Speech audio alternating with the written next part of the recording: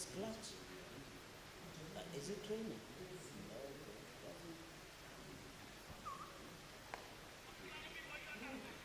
Honorable Senators, I further rearrange the order paper so that we go to order number 25. Clerk.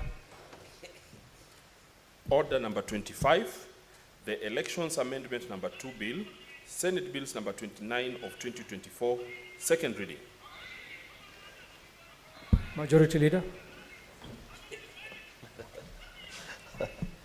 Thank you. Mr. Speaker, I beg to move that the Elections Amendment number 2 Bill, Senate Bill number 29 of 2024, be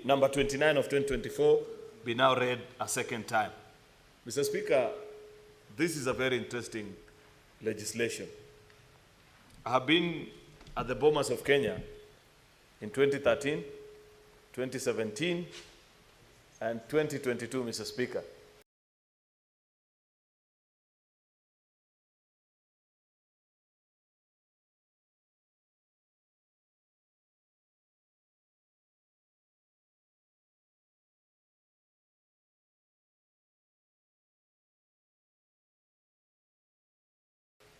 As an party, it's really unfortunate. In fact, I'm speaking like this, Mr. Speaker, because we've just watched elections in the first world. That elections were held. I'm speaking like this, Mr. Speaker, because we've just watched elections in the first world. That elections were held. More than 150, I think 130 million people voted, Mr. Speaker. And by 3, 4, 5 hours after that, you get an indication of who has taken the lead.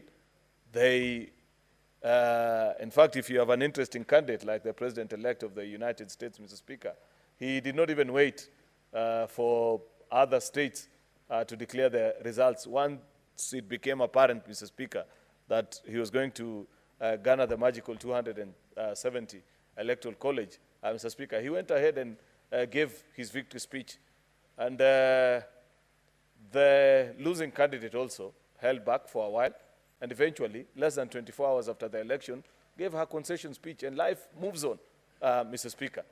In even more advanced democracies, Mr. Speaker, because a few months ago, I was in the UK when they were voting, and immediately, even on election day, you could hardly tell that there is any electoral process that is ongoing, Mr. Speaker. This intense litigation, agitation, and the fights that we have at Bomas, Mr. Speaker, are all a product of trust deficit. And the many legislations that we have passed here over the years in this House, most of the time, just a few days to election, Mr. Speaker, are to address some of these fears. And one of the things that I must appreciate about this bill that came out of, I must first declare, Mr. Speaker, that this is one of the so-called NADCO bills that came out of a negotiated dialogue process at the Bomas of Kenya, where yours truly was part and parcel of the team that sat there, and we had representation from the Azimio coalition, Mr. Speaker, and the side of Kenya Kwanza, Mr. Speaker. And there are many things that we felt Kenyans, when they came and made presentations before us, they continue to raise about our electoral processes, Mr. Speaker. You listen to some of the proposed laws, Mr. Speaker, that are being added into our election laws. If you are not careful, Mr. Speaker, our election law book may end up being the largest in the world very soon, Mr. Speaker, by the very simple principle that we want to put it in writing even the minutest of procedure, something that to other countries and to other people are rather obvious. But given that we are an extremely litigious country, and our judiciary doesn't help our cause, Mr. Speaker, because they agree even with people that you'd consider nuisance litigants, Mr. Speaker, who raise issues that are so mundane. But then, in typical fashion of our judiciary, sometimes, Mr. Speaker, they agree with them and they say, yeah, it's not written in law, it's not in our constitution, and therefore the petition has succeeded, Mr. Speaker. And therefore, we ended up litigating on very minute details of our electoral process, as such that in other countries, Mr. Speaker, are not things that people contest or consider about, argue about, Mr. Speaker. But given that this is our home, we don't have another home, We are the people. There are no other people, Mr. Speaker. We have to learn to live the way we are accustomed to live with each other. And therefore, Mr. Speaker, in the various clauses that form part of this bill, there are actually about 39 sections that are in this particular bill, Mr. Speaker. You will see and find yourself addressing many of the issues that have been of concern to Kenyans. And therefore, as we read about and give proposals in this particular bill, I hope that the House will eventually agree with us and put this in legislation. One last thing, Mr. Speaker, before I get into the details of the bill, that I appreciate about the genius of this legislation is that in all other elections, from 2017 and 2022, Mr. Speaker, we have fought in this House while trying to amend election laws, Mr. Speaker, a few months to the election time. Yet we know, if you read part of our election management processes, Mr. Speaker, what forms the basis of many of the electoral processes, Mr. Speaker, is the so-called Kriegler report that came up after the disputed 2007 elections. And one of the so obvious and quoted phrases and recommendations in that particular report, Mr. Speaker, is the fact that we as Parliament were indicted for changing electoral management processes laws just a few months to the electoral cycle, Mr. Speaker, that we do deals last minute that make it impossible or difficult for election managers, Mr. Speaker, to conduct our elections to the satisfaction of the country. And you know very well, Mr. Speaker, that we have perhaps the highest standard of election expectation, Mr. Speaker, in comparison with the rest of the world. We expect a near-perfect process, let alone the fact that we know that it's run by human beings, Mr. Speaker, who many a times they enter these results deep in the night, having not slept for more than 3 hours, but we argue none the same, Mr. Speaker. And therefore, it is important to note that this time we have made the decision to make these laws more than 3 years before a general election, Mr. Speaker. And that is quite commendable, because it basically means, or about close to 3 years, Mr. Speaker, because it basically means that the Independent Electoral and Boundaries Commission, Mr. Speaker, will have sufficient time to acquaint themselves with all the provisions, Mr. Speaker, of our laws, as such that as they prepare to take the country into an election, Mr. Speaker, they will have learned of all our expectations, unlike has been the case previously, where we have amended election laws even 2 or 3 months before an election, and subsequently after that election gone ahead to fight and ask the IBC why they didn't do this or the other, of course ignoring the very obvious and basic fact that they did not actually have sufficient time to prepare. Let me get into the provisions of the bill, Mr. Speaker. Clause 2 of this bill proposes to amend Section 2 of the Act, which is election laws, Mr. Speaker, by providing for new definitions of terms of nomination, which is the term such as you insert, for example, a simple word. Remember what I mentioned earlier, that we are given on some of the very basic things, that instead of just prescribing and saying that to vote you need a Kenyan passport, we want to propose it further and say that it must be valid, and therefore you have to put it in law. I don't think there is any other country where you'll find this in their legislation. But this is Kenya, like I've mentioned, and I've given a good history of how we find ourselves with this kind of arguments. And therefore, we want to make it clear in black and white that if you're using your passport as your primary tool of identification, then it must be valid. Rather too obvious for me, Mr. Speaker, but hey, that's who we are as a people. Let's proceed. Clause 3 of the bill, Mr. Speaker, is an amendment actually to Section 5 of our Act, which provides for registration of the voters. This is a point, Mr. Speaker, where there is a by-election. Another very, I lack the proper English vocabulary, Mr. Speaker, to actually explain this, but we have to do it anyway, because, like I have said, this is Kenya.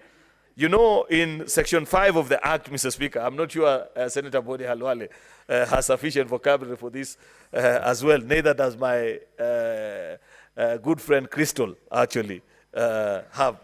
Because you know that when there is a by-election, Mr. Speaker, we freeze the registration of voters in that particular electoral area. And it's part of our election regulations, but there was need and the feeling that you must make it actually an issue of statute, not just regulation, so that people know that any time there is proposed to be a by-election in a particular area, you freeze registration of voters in that particular election, in that particular region, and actually provide clarity. Listen to this, Senator Crystal, that the restriction is only in the geographical area where that by-election is to take place. That's Kenya for you, Mr. Speaker. So you'll find that in 3A, we'll provide that the persons registered as voters during the period when registration of voters is suspended by a reason or by-election shall not be eligible to contest in electoral area affected by the by-election. Mr. Speaker, Clause 4 of the bill, Mr. Speaker, seeks to amend Section 6 of the Act, which provides for inspection of registration of voters.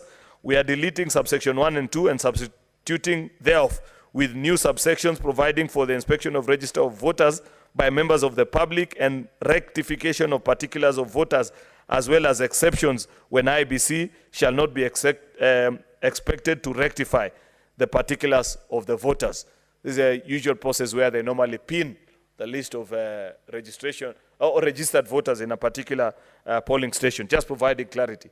I have pointed earlier that some of these things are either definition or we are going deeper into the law to just make it more appealing. Clause 5, Mr. Speaker, is amending Section 8A, which is a deletion of subsection 3 and provides for audit of register of voters by a professional, reputable firm for purposes of first general election after the commencement of this act. You know very well, Mr. Speaker, that we have argued about the validity of our register of voters. I don't know if in other countries they have this, Mr. Speaker. I know for a fact that you have come from observing elections, Mr. Speaker, in some land very far away from this place. I don't know in your conversations or in your exit report, they had any conversations about audit of the registered list of voters. And therefore, because we don't trust or for some reason we want to confirm, we have provided that a professional audit firm, upon the passage of this act, Mr. Speaker, we shall expect the IBC to conduct, Mr. Speaker, an audit of the register. You know, in other countries, Mr. Speaker, that's why our elections are extremely expensive, Senator Osotsi. In other countries where you trust your independent institution, this is work that IBC on their own should have been left to do, you know, and clean it up. But of course, given the fact that we have provided, and remember the issue, you know, trust is an expensive affair. And I had explained why many of these issues actually stem from mistrust of the electoral process and the players in between. You can imagine how much it will cost the IEBC to hire a firm to look into the list of registered voters. I think they're about 20 million, if I'm not wrong, or about thereabouts. Me and you and the Kenyan taxpayers will pay quite a tidy amount for that particular provision. But hey, let it be as it may. Clauses 6, 7, 8, 9, 10, 11, and 12 and 13 of the bill is an amendment of sections 14, 16, 17, 19, 22, 23, and 24, and actually 25, by deleting the word nominations and substituting it with registration of candidates so as to differentiate the role of IBC and those of the registrar of political parties. Remember, there is a confusion in how the act presently is drafted where you cannot tell which is a part. Additionally, clauses 7 and 9 delete submission of party list in respect of parliamentary and county assemblies to IBC by political, Additionally, clauses 7 and 9 delete submission of party list in respect of parliament and county assemblies to IBC by political parties. Further, clause 10 of the bill proposes to delete section 22 and set out education requirement for a member of parliament or county assembly. These requirements, remember, have been declared unconstitutional in Wamboi and 10 others by the Speaker of the National Assembly in Constitutional Petition number 28 of 2021. So we are actually eventually removing those things that we're providing for education qualifications, Mr. Speaker, because you're saying you're representing people. And therefore, many of the people you represent, Senator Alwale, are not medical doctors like you. They have voted for you on account of they feel that you can represent them. And therefore, it was a feeling of Kenyans, and the courts have finally agreed with them. And I don't think we need to push this point further, that with regards to members of a county assembly and members of parliament, that they want to elect their own. The Bible says to each their own. If they feel that they want to elect a fellow who perhaps does not meet what we would know as at least a basic standard of a competent person to legislate and represent them, Mr. Speaker, like I've said, we are only humble servants of the people, and therefore we'll allow them to have it as they wish. Clause 14 of the bill proposes to amend Section 27 by inserting a new subsection to provide that a coalition party shall within 14 days of registration submit to IBC a copy of its nomination rules certified by the Registrar of Political Parties. Remember this issue of the coalition party. We argued here on the floor of this House about coalition political parties, and the same. I'm sure after the election, Senator Okongo Mugeni has since changed his views as opposed to what he had then, because of the challenges that they had in trying to run as a coalition political party. You remember the debate that was here. But at that time, you are like me. What you accuse me of being nowadays is what you were at that particular time, Mr. Speaker. Clause 15 of the bill proposes to amend Section 31, provides for nomination of political party candidates by deleting subsection 2, 2B, and 2C, 2E, and 2F, which provides that the IBC shall, upon the request of a political party, conduct and supervise nomination of candidates by the political party for presidential, parliamentary, or county elections in accordance with Article 88 of the Constitution.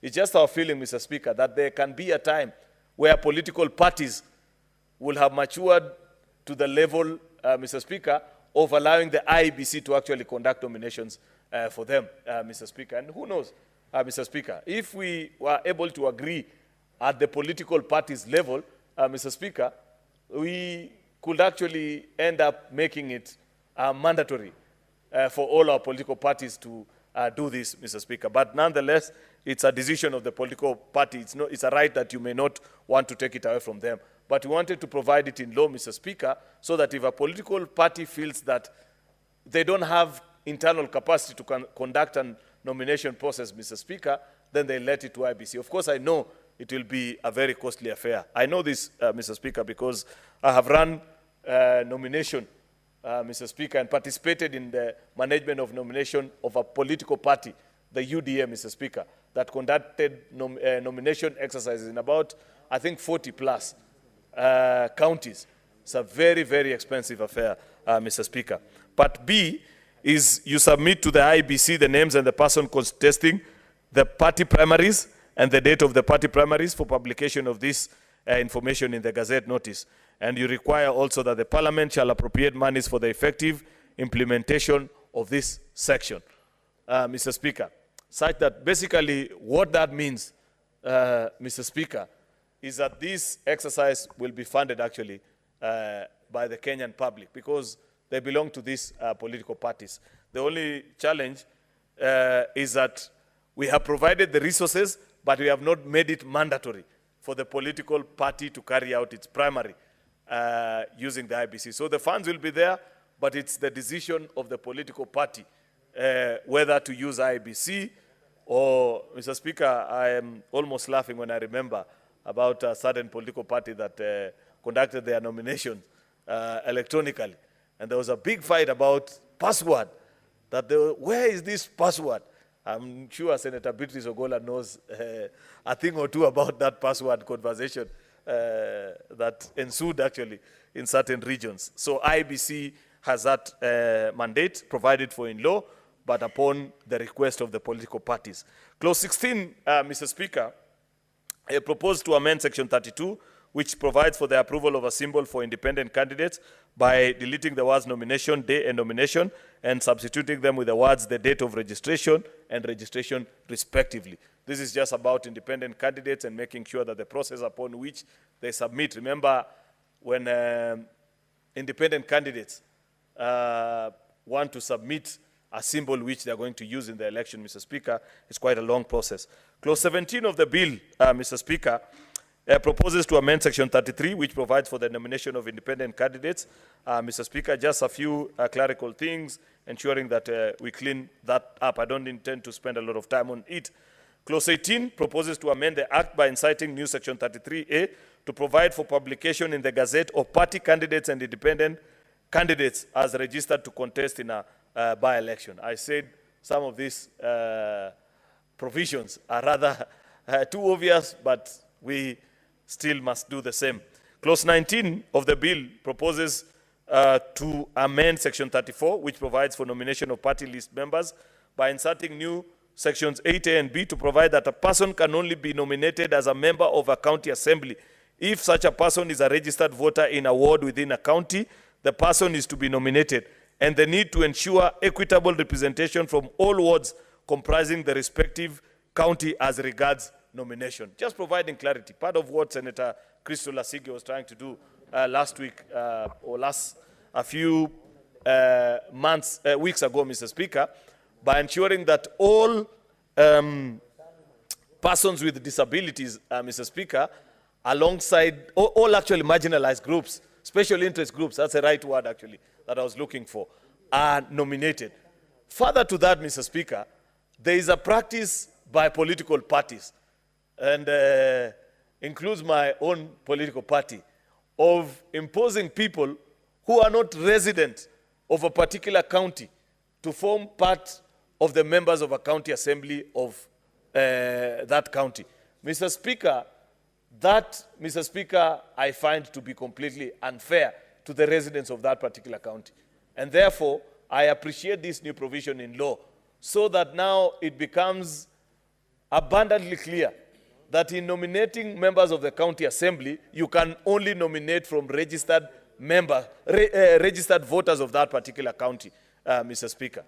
This takes away powers from the big boys of our political parties, but I feel it's a good provision. There have been, I know of stories, Mr. Speaker, and we've had petitions actually, including petitions brought to this House, Mr. Speaker, where the only time a certain MCA was ever seen in a county assembly is the day when they went to take the oath of office. In fact, on the day of the swearing in, they were seen in certain towns asking for directions to the county assembly, because they don't know even where the county assembly of that particular county is, yet they are members of a county assembly. So I want to urge members to support this so that political parties can only nominate voters from that particular county, Mr. Speaker. Clause 20 of the bill proposes to amend the Act by inserting new Section 38A to provide for designation of polling stations by IEBC and publishing them in the Gazette at least 3 months before the date of any election. You know, we have argued before about creation of polling stations. Senator Eddie has a thing or two to say about this. Mr. Speaker, I read part of things he has said about against the IEBC elsewhere. So we are making it now provided for in law, Eddie, that 3 months to the election, IEBC must publish by Gazette notice the list of all the polling stations so that Kenyans know, they can check, and we don't have issues arising of saying, what was the name of that fellow? Jose Camargo created certain polling stations. Clause 22 of the bill proposes to repeal and replace Section 39, which provides for the determination and declaration of results, and substitute it with a new section. The new section proposes that results at the polling station shall be final, and the presidential election shall be tallied, announced, and declared, and electronically transmitted before all other elective positions. Further, the new section has omitted provisions providing for, 1, where there is a discrepancy between electronically transmitted and physically delivered results, the results, which is an accurate record of results tallied, verified, and declared at the respective station, shall prevail. B, any failure to transmit or publish election results in an electronic format shall not invalidate the results as announced and declared, because this is technology. Things happen, Mr. Speaker. Part C is a requirement for IEBC to establish a mechanism for live streaming of results as announced at the polling station to facilitate public information. Part of the public trust building mechanism, so that IEBC has part of its system, ways in which after the declaration of the presidential election result at Kapmaso Primary School in Kabianga Ward, where I vote, Mr. Speaker, I should be able to visibly check and confirm, because unless you have somebody who was at Kapmaso at the time of declaration of that result, Mr. Speaker, at Bomas, sometimes it's difficult to verify. Therefore, the easier thing to do is to make this information public so that I can easily check and confirm that if they announce that candidate X secured 400 votes, that is what is reflected on the IEBC portal. Clause 23 of the bill proposes to amend Section 44, which provides for technology to provide that the Commission shall ensure that the intellectual property to the technology is vested in the Commission. Senator Eddy should know why this forms part of that conversation. A supplier of the technology to be used shall not be found guilty of violating any procurement law or committed any crime anywhere in the world. Additionally, this is about open the server conversation, Mr. Speaker. And the 2017 one was the servers are asleep, Mr. Speaker, somewhere in France. This is part of addressing and providing clarity to that. Clause 24 of the bill proposes to amend Section 44, which provides for the complementary mechanism for identification of voters by inserting the words transmission of election results and mandating IEBC to make regulations for better carrying into effect provisions of Section 44. Part of what I had mentioned earlier. Clause 25 of the bill deletes Section 45, which provides for the conditions under which an MP may be recalled. These provisions were declared unconstitutional in the Katiba Institute and another versus the Constitution AG in the Constitution Petition number 209. Clause 26 proposes to delete the provisions of Section 46 1B, and that required the petition to recall a member of parliament must be signed by a petitioner who was registered to vote in the election in respect of which the recall is sought, and that the petition must be accompanied by an order of the High Court. These provisions were also declared unconstitutional, Mr. Speaker. Clause 28 proposes to repeal Section 74 of the Act, which provides for the settlement of certain electoral disputes by the IEBC, since the mandate is now a function of the PPDT, Mr. Speaker, as provided in the Political Parties Act of 2011, Mr. Speaker, just providing clarity.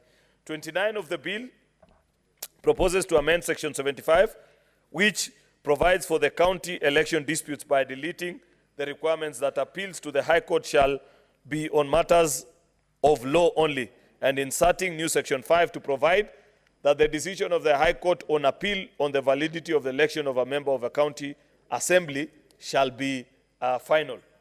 Clause 30 proposes to amend Section 82 of the Act, which provides for the scrutiny of votes by providing that a court may extend a scrutiny of votes beyond the polling station or areas mentioned in the pleadings, Mr. Speaker.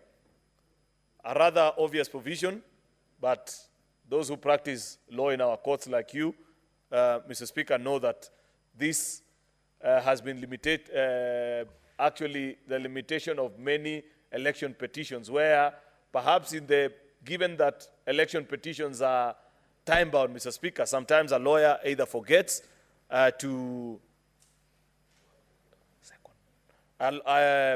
sometimes a lawyer forgets, Mr. Speaker, to file in many of their contested election results, Mr. Speaker, and later on in the court process, they are denied the opportunity to provide for scrutiny, even when it becomes rather too obvious that an opening of a particular voting station, Mr. Speaker, will help the court in making the determination. Part 32, Mr. Speaker, Clause 32 of the bill provides to amend Section 85, which provides for appeals to the Court of Appeal in respect to members of the National Assembly Senate or the office of the county governor by deleting the requirements that appeal shall be on matters of law only and inserting a new subsection 5 to provide that the decision of the Court of Appeal shall be final. I'm sure Senior Counsel Okongo Omogeni, who shall be seconding this and was part of the NADCO process, shall expound more of this. Clause 33 of the bill proposes to insert new section 87A, 87B, and 87C to provide for the appointment by Parliament of an independent firm to carry out an evaluation of the electoral process after a general election. The evaluation shall include the review of the legal framework, processes and costs associated with the electoral process, and propose new provisions require preparation of a report and submission to Parliament within 90 days of the appointment of the independent firm. Just to ensure, Mr. Speaker, that at the end of every election, Mr. Speaker, we provided for a firm to audit the process in its entirety and lead Parliament in passing legislation such as this. Senator Ledama, you are not in the House, but I mentioned earlier that mistrust is what we are trying to cure in many of these proposals that are here. Otherwise, in other parts of the world, many of the proposals that are here will appear like obvious things. And therefore, to clean up our processes, what the bill is proposing is that after every electoral cycle, IEBC procures the services of an independent audit firm to audit the entire process from start in the preparation of the election to election day to declaration of results and lead Parliament, including the cost of what it costs the taxpayers, Mr. Speaker, to run that election, and finally submit a report to Parliament so that Parliament can make independent decisions, Mr. Speaker, of how to further clean up our electoral processes, Mr. Speaker, or review certain costs or certain decisions that we have provided for in law that make it extremely expensive to run our elections. Remember, our elections cost are legendary, Mr. Speaker, and we have mentioned why this. Finally, Mr. Speaker, is a clause 33, which I have actually explained that particular clause 33. Therefore, as I conclude, Mr. Speaker, I wish to state that this is a very important bill, and therefore I want to urge honorable senators to support it. This is about what brings you to this House and the people that you represent. Elections are extremely important because they are the tools which forms actually the chance for the citizen to speak and exercise Article 1 of our Constitution directly, Mr. Speaker. Therefore, we are duty-bound as Parliament to provide and make it possible for them to exercise that constitutional provision with a lot of clarity. Senator, with those very many remarks, Mr. Speaker, Senator Okongo Omogeni was part of the NADCO team at Bomas of Kenya. NADCO 2, actually. I know Senator Ledama was part of the first one, and therefore has a good understanding as well of this bill. Therefore, I want to grant him the opportunity, Mr. Speaker, to second this bill. I thank you. Before the senior counsel seconds your bill, Majority Leader, I would want to give you the comfort that part of what you said in the process of moving your bill is an inquiry as to a return or an exit report from the observation that we had with the elections conducted just in the United States of America. And the issue is about the trust deficit, which that report will speak to. And it will answer a number of the concerns which we are trying to cure in this particular bill. I would like to give you the comfort that the team indeed represented the House in doing what it was sent to do. Senator Olekina has confirmed that he was in NADCO 1, where yours truly was also a member, and so we participated in this process leading to the NADCO 2, where now I would like to ask Okongo Omogeni to second the bill. Senior Counsel, Senator Okongo Omogeni. Yes, thank you, Mr. Speaker.